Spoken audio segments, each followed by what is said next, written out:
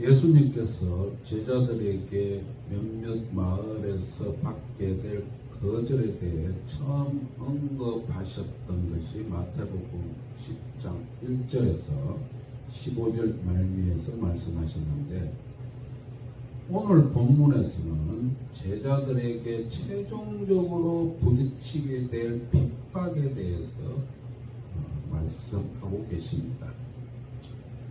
그분의 가르침은 그들의 사역 가운데 이 특정한 일을 당할 때뿐만 아니라 그러한 사역을 통하여 미래에 겪을 모든 일들에 적용합니다. 10장 16절을 말씀을 보도록 하겠습니다. 보라, 내가 너희를 보내니 양을 이리 가운데로 보냄과 같도다. 그러므로 너희는 뱀같이 지혜롭고 비둘기같이 순결하라고 말씀하고 있습니다. 예수님께서 제자들에게 말씀하시기를 양을 이리 가운데로 보냄과 같도라고 말씀하십니다. 양이 이리 가운데로 보내면 사랑과 긍휼을, 하나님의 사랑과 긍휼을 받아들일 사람이 있기 때문에 우리는 반드시 가야 한다라고 말씀하고 있습니다. 우리가 그리스도께 순종하여 나갈 때는 사랑과 긍휼의 메시지를 가지고 우리와 주님을 맹렬하게 대적하는 사람들이 포함된 무리에게 나아가야 한다는 것을 말씀하고 있는 것입니다. 그러나 무조건적 맹목적으로 가서는 안 되며 우리는 선과 지혜를 함께 가지고 가야 합니다. 선이 없는 지혜는 뱀처럼 강교하고 간사함입니다. 지혜가 없는 선은 악한 세력을 이기지 못하기 때문에 이러한 양자의 균형 잡힌 구비는 반드시 필요함을 예수님께서 말씀하고 계신 것입니다. 그리고 본문에서 말하는 지혜는 사람의 머리에서 나온 지혜가 아니고 20절에서 말하는 성도 안에 계셔서 도우시는 성령으로 말미암는 지혜를 말하고 있습니다. 성과 지혜는 서로 충돌하는 것이 아닙니다. 그 두 가지는 하나의 영원한 동전의 양면과도 같습니다. 지혜는 우리의 위험과 다른 사람들의 잘못에 대한 지각을 통제해야 합니다. 예수님께서는 이 지혜와 사랑의 완벽한 조화의 본을 몸소 보이셨으며 제자들에게 그 조화로 살아가도록 지도하고 계시는 것입니다. 지혜 없이 신앙의 순결만을 고집하는 자들은 어리석은 자요 도피주의자가 될 것입니다. 또한 지혜만 강조하고 신앙의 순수성을 경시하는 자는 강교한 사단과 같은 이단자가 되기 십상입니다.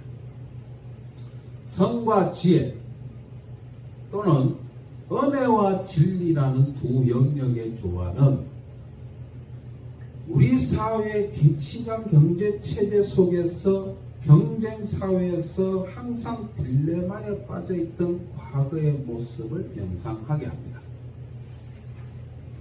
예를 들어 대학교에서 교수를 초빙하는 데 있어 그 교수의 도덕성에 초점을 맞추고 초빙하느냐, 아니면 전문성을 초점을 맞추고 초빙하는 것입니다.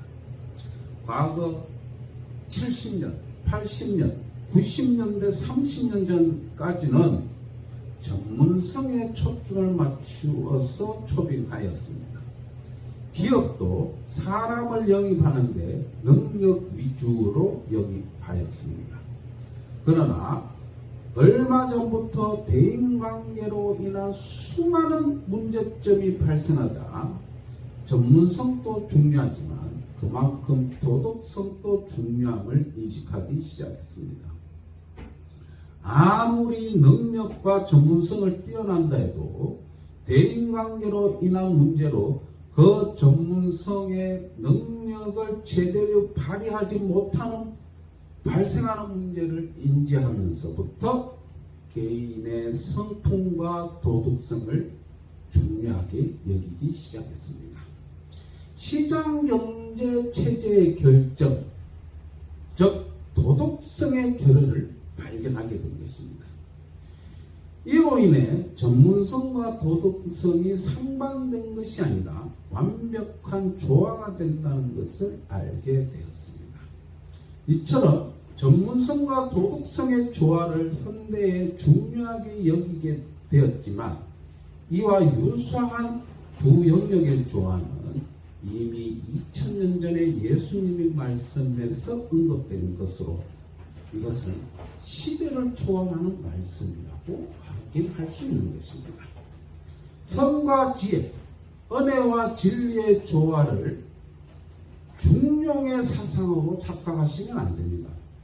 중용은 어느 한쪽에 치우치지 않는 사상적 중립을 말하는 것이고, 조화와 균형은 일상생활에서의 사고와 행동의 조화를 말하는 것입니다. 우리의 신앙생활 역시 지혜와 성과 지혜가 잘 균형 잡힌 신앙생활하는 여러분이 되시기 바랍니다. 그 다음 10장 17절 20절 보도록 하겠습니다. 사람들을 상가라. 그들이 너희를 공에 넘겨주겠고 그들의 해당에서 채찍질하리라. 또 너희가 나로 말미암아 총독들과 임금들 앞에 끌려가리니 이는 그들과 이방인들에게 증거가 되게 하려 하십니다. 너희를 넘겨줄 때에 어떻게 또 무엇을 말할까 염려하지 말라. 그때 너희에게 할 말을 주시리니라고 말씀하고 있습니다. 20절 말하는 이는 너희가 아니라 너희 속에 말씀하시는 곧 너희 아버지의 성령이시라 말씀하고 있죠. 예수님께서는 그 가르침 가운데 뱀같이 지혜롭거라는 부정을 확장하여 사람들을 삼가라고 경고하십니다. 예수님께서는 이런 식으로 사실상 모든 종류의 사람들, 심지어 가족까지도 그리스도를 따르는 이들을 배반하고 박해할 것이란 의미를 전하고 계십니다. 예수님께서는 제자들 가운데 어떤 이는 총독들과 임금들 같은 더 높은 권세자들의 주목을 받게 될 것임을 경고하십니다. 나를 인하여라는 구절은 너희들이 나와 연관되어 있기 때문이라는 의미를 하죠. 그런 높은 사람들과 만나게 되는 것이 두려운 일이긴 하지만 그들은 예수님께서 주신 사명이라는 목표를 이루기 위하여 선한 의도가 부합되게 행동하고 있습니다.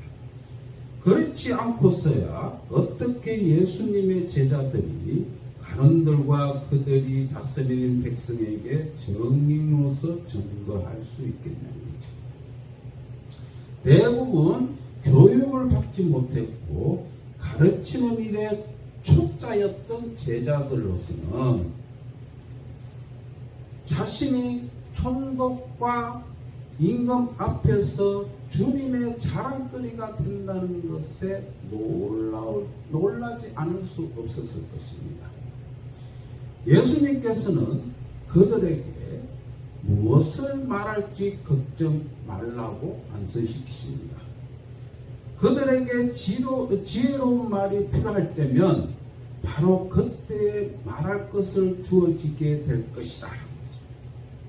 더 구체적으로 말하면 하나님의 말씀이 예수님을 통해 능력 있게 나타나듯이 그 자리에서 하나님의 말씀이 너희 속에서 말씀하시는 아버지 성령으로 말미암아 제자들을 통해 말씀하실 것이라는 것이죠.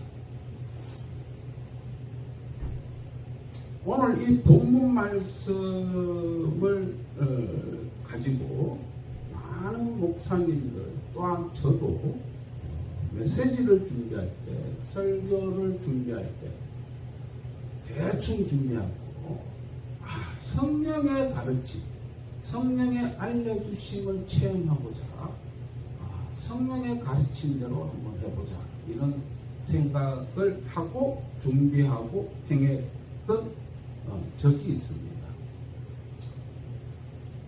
준비를 하지 않으니 마땅히 그때 설교는 완전 죽을 섰던 기억이 납니다. 무슨 말을 했는지도 모르고 중언부언하고 내려왔던 기억이 납니다. 즉 본문 말씀을 그냥 그대로 적용해서 했다는 것이 잘못되었다는 것을 말씀드리는 것입니다. 왜? 사도들은 복음이 세상에 들어오도록 처음 문을 연 특별한 사람들이었습니다. 그들의 증거가 미치는 영향은 후대의 모든 정인들을 위한 길을 열어놓았습니다. 당시에는 아직 성경이 완전히 기록되지 않았고, 그래서 하나님께서는 제자들을 선택하도록 다른 방법으로 알 수 없는 지식인 특별 계시로 주신 것입니다. 이와 대조적으로 오늘날 우리들은 온전한 하나님의 말씀을 소유하고 있습니다. 하나님께서는 우리가 필요해서 이미 배운 적 있는 합당한 성경 진리를 우리 마음 속에 심어주셨고 그것을 약속하신 것입니다. 성령님께서 우리에게 예수님의 가르침을 생각나게 하실 것이라고 말씀하시죠. 이것은 그 가르침을 우리가 이미 듣고 배웠음을 전제하고 있는 말씀입니다. 오늘날 설교가들은 하나님의 메시지를 전함에서 정성스러운 준비를 대신할 수 있는 것은 아무것도 없다는 것을 명심해야 하는 것입니다. 10장 21절 22절을 보면 그리스도를 향한 그들의 온전한 충성은 가장 가까운 가족들과 갈등을 빚을 수 있다고 말씀하십니다. 이 부분은 35절, 36절, 37절에 또 다시 언급함으로써 다시 그 35절 이상의 그때 다시 말씀드리도록 하겠습니다. 10장 23절 보도록 하겠습니다. 이 동네에서 너희를 핍박하거든 저 동네로 피하라. 내가 진실로 너희에게 이르노니 이스라엘 모든 동네를 다 다니지 못하여서 인자가 오리라고 말씀하고 있습니다.